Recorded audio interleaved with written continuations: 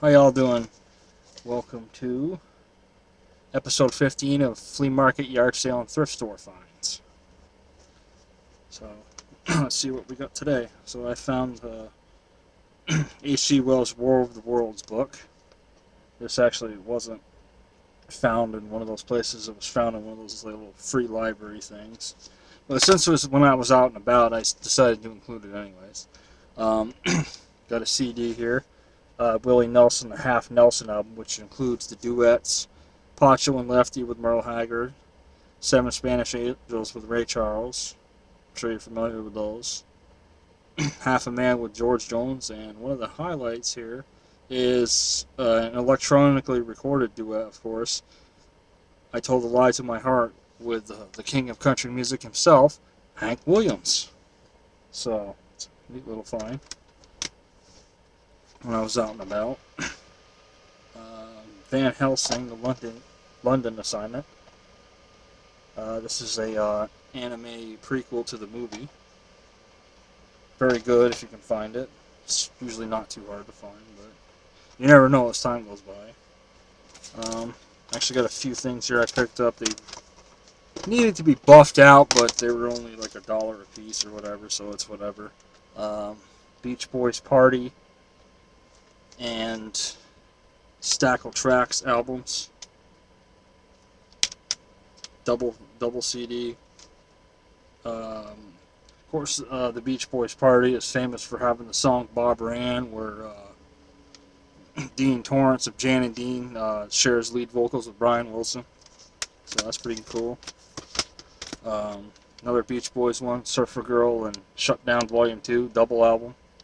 It features songs like, obviously, the title track of both albums, Little Deuce Coupe, Hawaii, Surfers Rule, Your Summer Dream, their cover version of Louie Louie, Warmth of the Sun, cover version of Why Do Fools Fall in Love, things like that. Skeeter Davis CD, I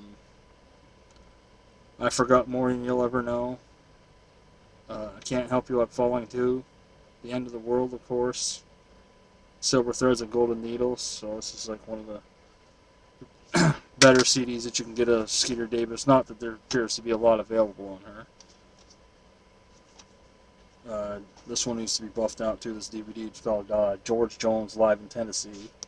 Um, Features the songs like The Race Is On, The One I Loved Back Then, Who's Gonna Fill Their Shoes, She Stopped Loving Her Today, The Orange Blossom Special, which you never know what version you're gonna get of that song, because there's versions that use the lyrics like Johnny Cash, and then there's the version that's just the music. Not that there's anything wrong with either one. Got a couple of books here. This one's called Sports Car Museum of Japan, Ferrari Museum of Art. Shows like the different cars that's in that's in Japan's museum. It's like Rolls Royces and things like that. It should be noted that this book, the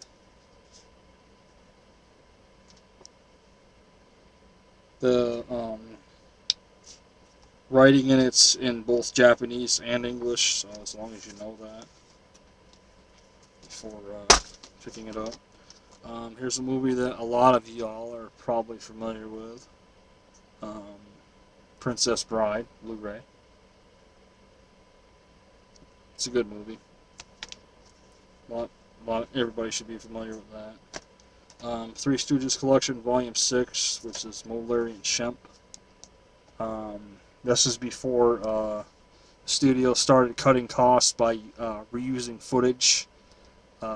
So they would basically remake the older films, like the Curly ones and stuff, and they would just add a couple of new scenes, and yeah, so needless to say, the last two volumes aren't really worth it. But it's got some good ones here. I know everybody loves Moe, Larry, and Curly. You know, everybody loves Curly. I love Curly. But Features The Ghost Talks, which is one of my favorites. Malice in the Palace. I should say restored version of Malice in the Palace, because that one's actually in public domain, but the prints aren't always good. Fueling Around, Who Done It, Stitch in Time, The Arabian Nuts, Merry Mavericks, The Tooth Will Out. So those are among the ones that are on there. I already had the first 5 volumes, so this is the one I needed. I'm not going to bother with volume 6 or volume 7 and 8, simply for that reason. And of course, we all know volume 8 features the end of the Columbia Shorts era, which features Joe Besser. Funny on his own, but didn't really click as a member of the Stooges. Here's a movie called Rogue. This is like about lions. There's another movie called Rogue that's about crocodile that I have. This one I've heard of, but this is the best opportunity I got to get it for $1 as opposed to the $10 that Dollar General was charging for it. I mean, when you don't know if something's good or not, it's best not to spend that much money on it. Into the Blue with Paul Walker, Jessica Alba. Great movie if you've ever seen it. It's like a treasure hunt movie. And, features them swimming with real sharks. If you're wondering if there was any incidents with the sharks doing filming, the only instances they have where one of the sharks got curious and grabbed one of the cameras and went off with it. But the actors were fine swimming with the sharks, because honestly, they won't bother you, despite what Hollywood tries to portray them as. Here's a movie called 4 for Texas with Frank Sinatra, Dean Martin, Ursula Andress. Features an appearance by the Three Stooges. I've never actually seen this. I heard it was good, so it's the first time I've ever seen a copy of it anywhere, so I figured I'd grab it and check it out. There's a Johnny Cash DVD. It's called The Man, His World, His Music. It features Ring of Fire, 5 Feet High and Rising, Folsom Prison Blues, Jackson, or again, Origin Blossom Special. You can tell that's a popular song.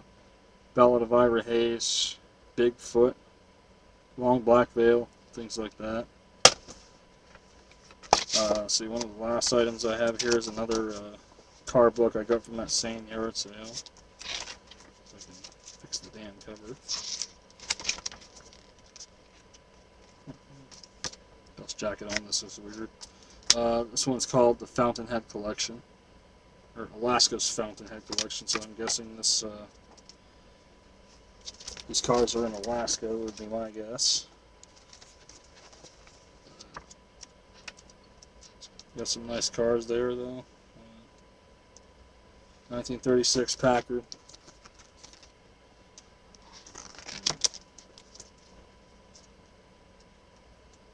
1917 Ford with skis on the front and tracks on the wheels. So that's pretty cool. So yeah. Last thing I got here is book on the Civil War. Now this is really interesting because one of the things it says in it, and I actually found the page and I posted it to my Facebook, or that picture of the page, and it's got how General Robert E. Lee didn't own any slaves and he opposed slavery and secession, which honestly is common knowledge, but the liberals would like to portray it as otherwise, of course. But we all know how that is by now. But anyways, this is episode 15. I'm sure I missed a couple of items around here someplace. But I'll have more videos for you soon. I just wanted to get this one out there. As you can see, got the light behind me. The lighting's a little better in here. It's not great, but it's a little better. But anyways, I hope you all enjoyed this, and I'll see you next time.